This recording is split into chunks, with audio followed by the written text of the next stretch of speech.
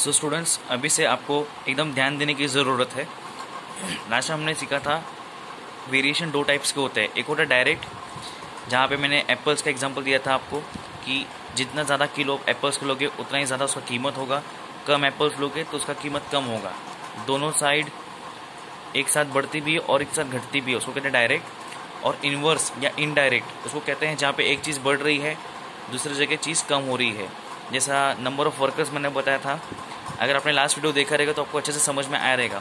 अगर मैं number of workers बढ़ा दूँ कुछ काम करने के लिए तो मुझे कम दिन में मेरा काम हो जाएगा। कम वर्कर्स लगाऊंगा तो मुझे ज़्यादा टाइम लगेगा। एक चीज़ बढ़ रही है तो दूसरी चीज़ घट रही है, उसको कहते हैं इनवर्स।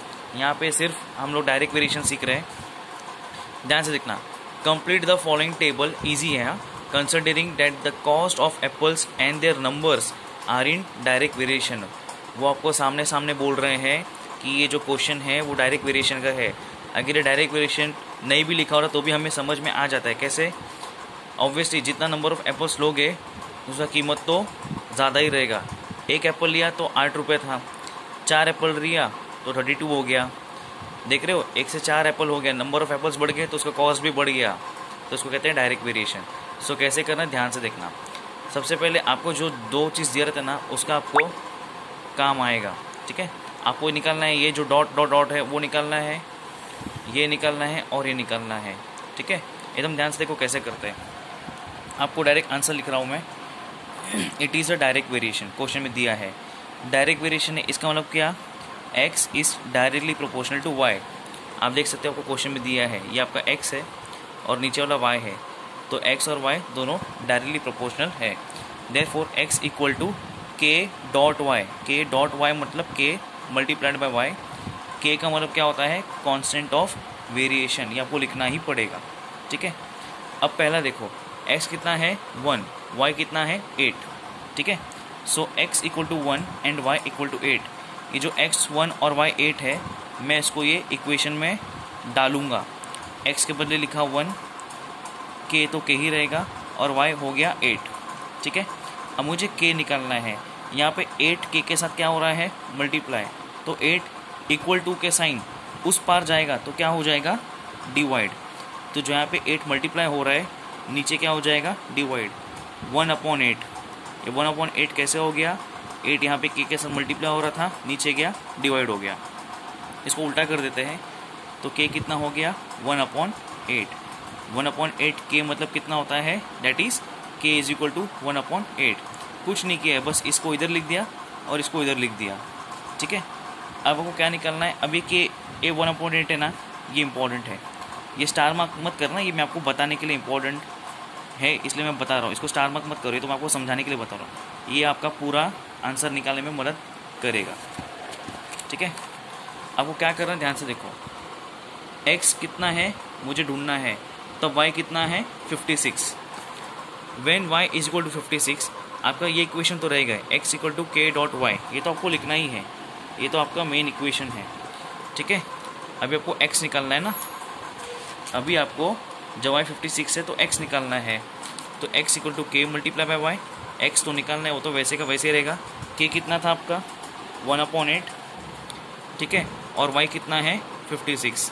इसको कट करेंगे, पेंसिल से करना, पेन से गंदा लगता है। 8 1 ज़ा 8, 8 7 ज़ा 56। आई रिपीट, 8 1 ज़ा 8, 8 7 ज़ा 56।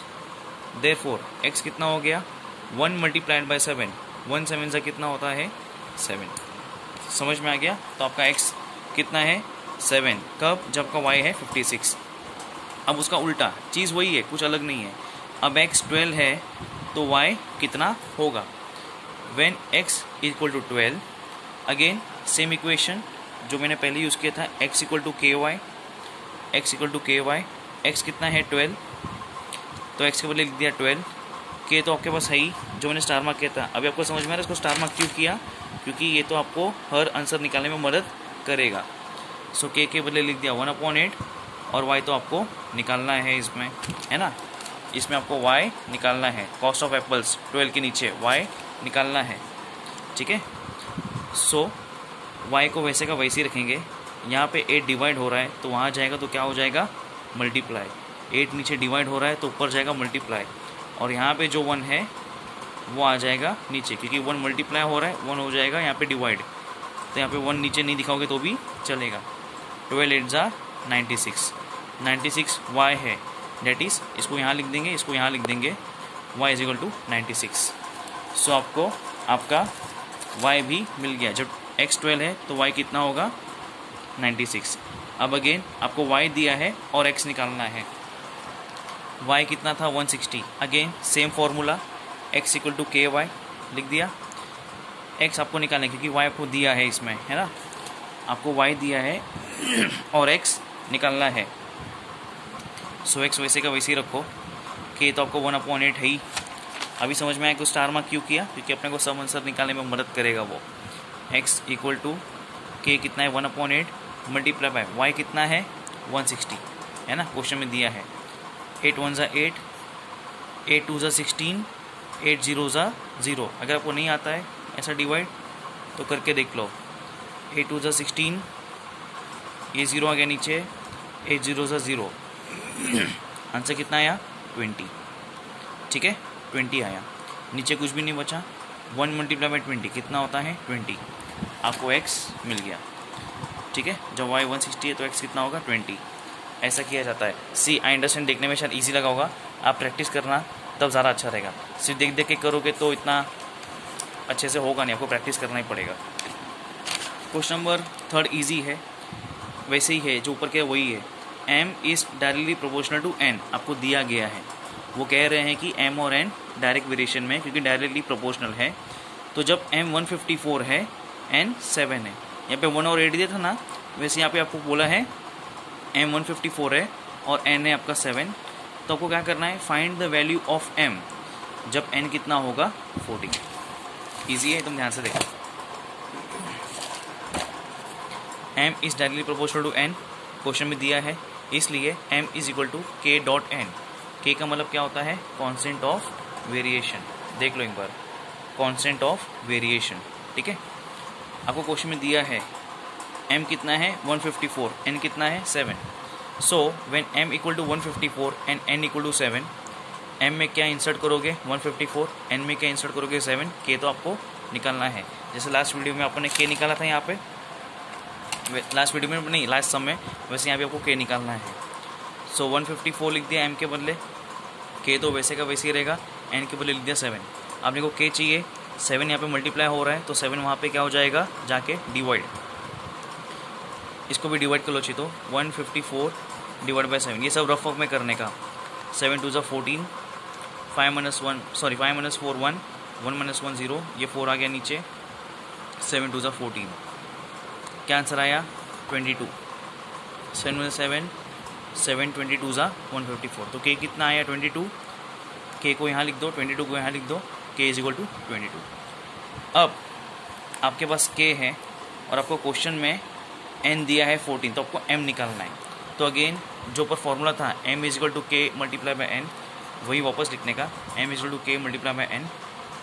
आपके पास k है, ताज़ा आपने निकाला था 22, और n भी आपके पास है, क्वेश्चन में दिया था 14, तो 22 मल्टीप्लाई बाई 14 करो, आपको आंसर आएगा m का 308। आपको बोला था फाइंड m आपको आ गया, ठीक है इजी स्टूडेंट्स। हमेशा क्या करने का, पहले k निकालने का, ठीक है, k निकालने का। एक बार k मिल जाएगा तो बाकी का आपको आसानी से मिल जाएगा। आपको n दिया है, आपको k है, तो आपको m मिल जाएगा। कैसे, m is equal to k multiply by n, k है, n भी आपको दिया है, मल्टीप्लाई करो, आंसर मिल जाएगा। अच्छे से प्रैक्टिस करना, इजी है लेकिन सिर्फ देखने में इजी नहीं है, आपको करना पड़ेगा। नहीं समझेगा तो पूछ लेना, बाकी के क्वेश्चंस करूँगा नेक्स्ट वीडियो में।